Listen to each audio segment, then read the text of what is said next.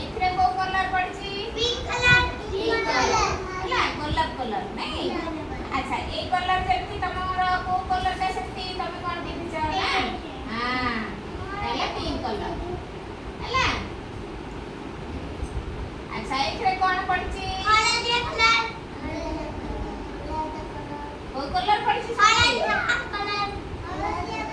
ହଳଦିଆ କଲର ହେଲା। ତେଣୁ ଇଏ ହଳଦିଆ ଦେଖାଯାଉଛି। ଇଏ ହଉଛି ପତର କଲର। ଭେରି ଗୁଡ୍ ହେଲା। ଏଥିରେ କଣ ପଡିଛି? ସବୁଜ ରଙ୍ଗ ନାଇଁ କି? ସବୁଜ ରଙ୍ଗର ପଡିଛି ତେଣୁ ଇଏ ହଉଛି ପତ୍ର କଲର।